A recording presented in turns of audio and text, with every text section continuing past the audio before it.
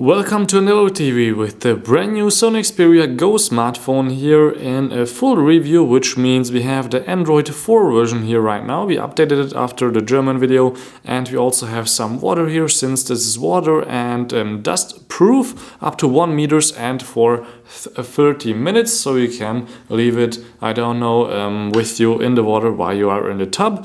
And of course we have a beautiful 3.5 inch touchscreen, which has a 480 times 320 pixel resolution. And yeah, let's go around the device first before we dive into the software area of this Android for $200 device, or actually 250 MSRP, but of course you can buy it probably soon for a little bit cheaper. And now the first thing that I love about this phone, and have never felt it on any other phone before, is the back. It's not a rubberish feeling, it's more of a stone feeling. So if you have it's non-sliding and non-gloss here on the back, as we would call it maybe for the typo, and this has a kind of rubberish feeling on the back, but here it's a lot darker. And I think this also helps with the water. Since this is waterproof, it will repel the water even faster. And as you can see on the top, as I said, 5 megapixel camera,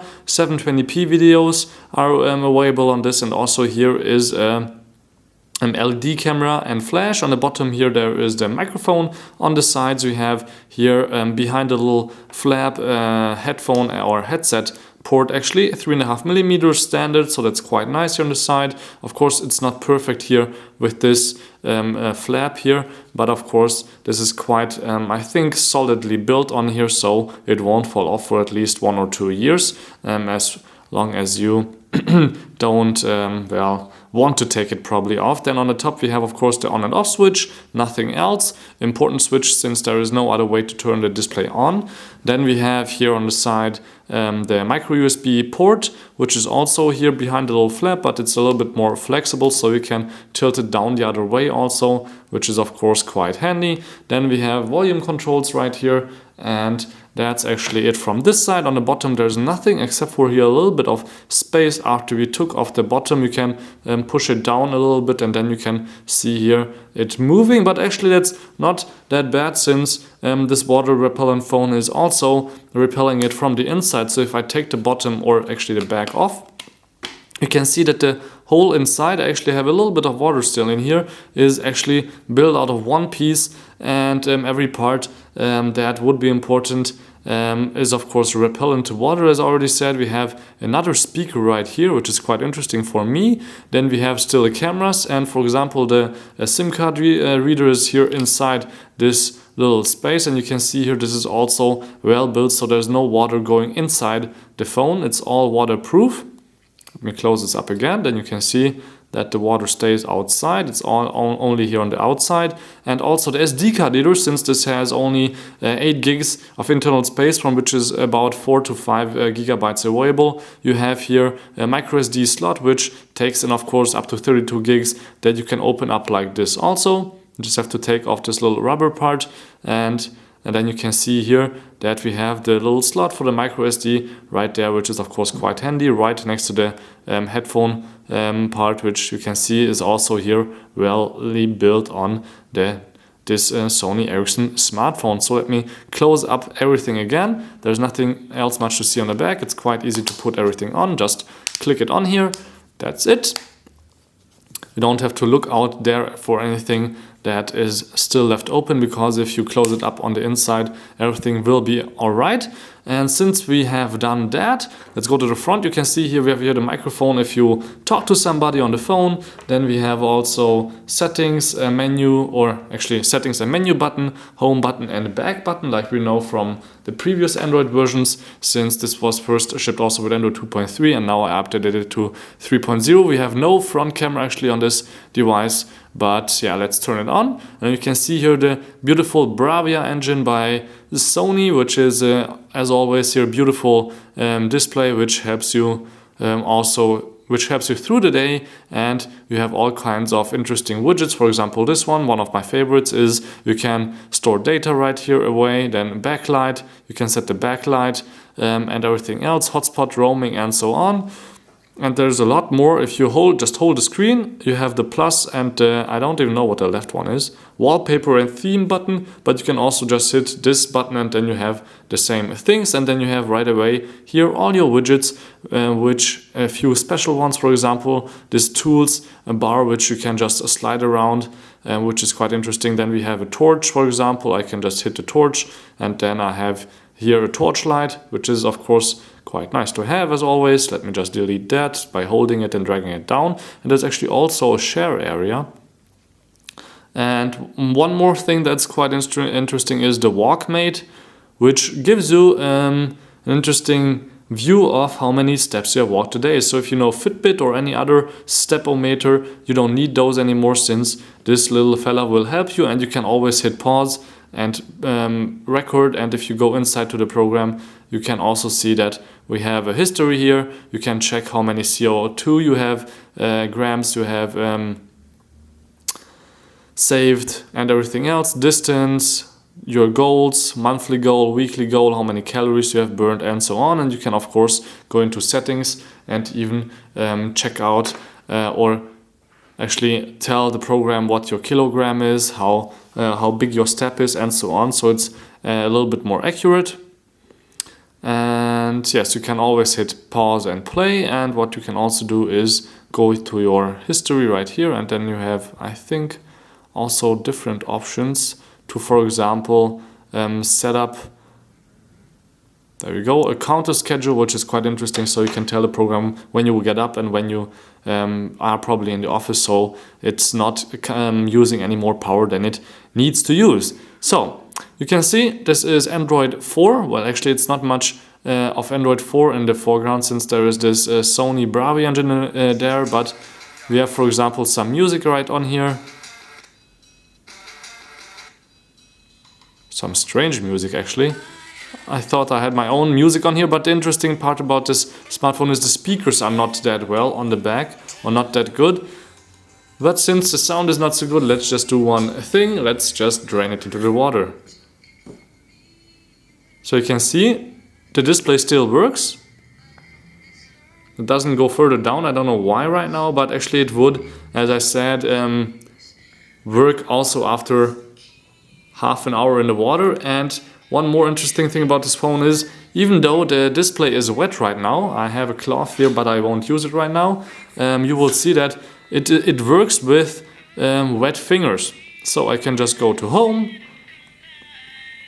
and I can still use the display even though the display is wet, and you can see it clearly on the bottom, and my finger now is also wet. You can still use the display with your wet fingers and it will work. Not perfectly, as you can see, it was a little bit better before, but it works. So what we will do now is check out videos. I shot of course some videos, for example 720p video of Pirates of the Transformer, what I always use to test my devices. And you can see here 720p works fine. Could be a little bit better, but actually the display quality is still amazing, even though there's not too many pixels on here. You can of course skip here through here, and there's no sound since this is DTS sound, but I have sound in my Gangnam Style video. So you can see also music videos, no problem.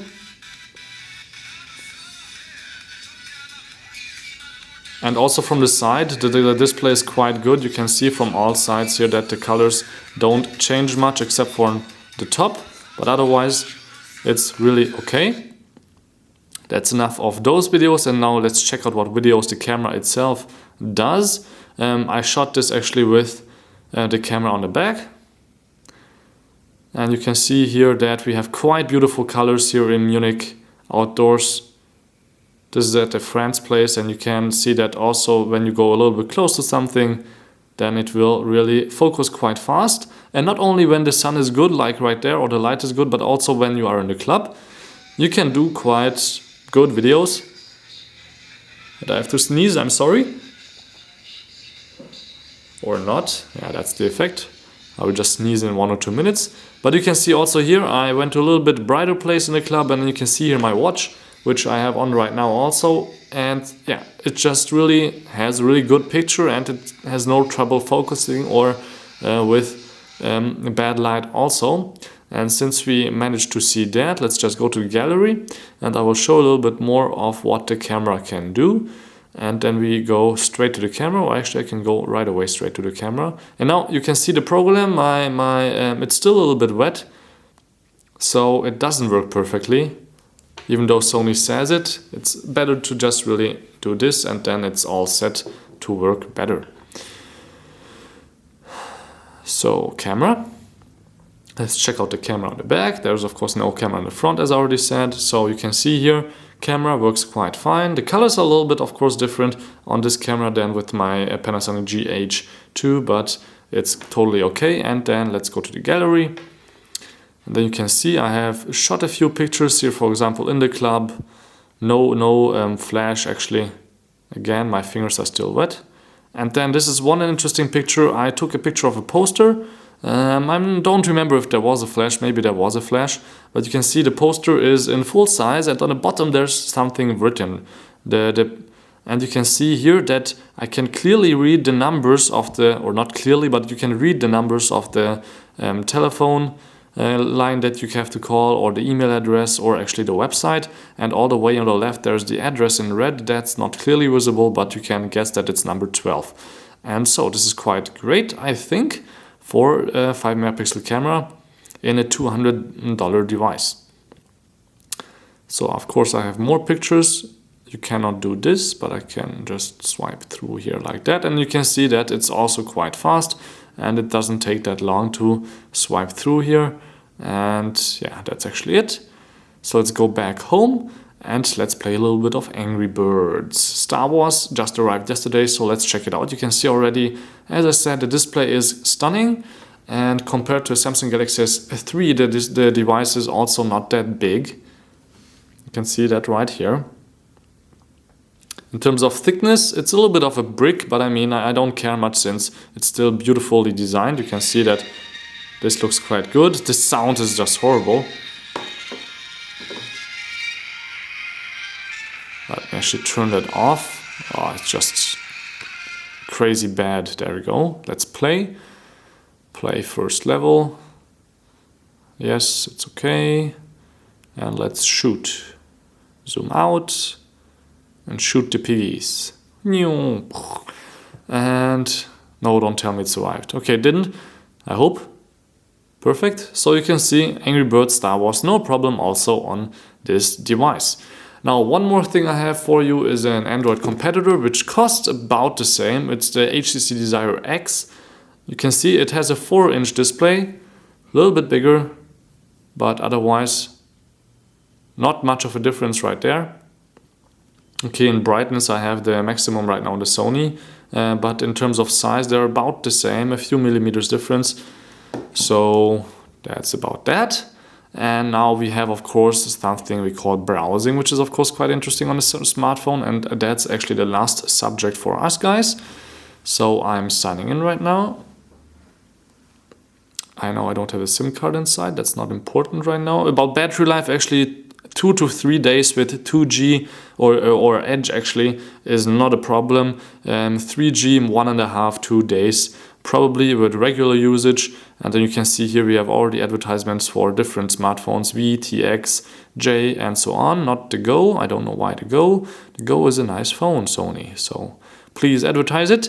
And then we can go to the top. And for example, something like Tech Focus is cool. You were able to see the keyboard. What I will show you a little bit more of the keyboard. Flipping it around.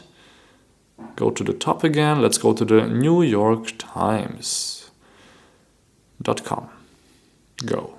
So you can see it's quite nice to type on the keyboard. I know I'm not the fastest right now, but I will show you one way that you can be faster than everybody else, which is called touch input, which is kind of like swipe.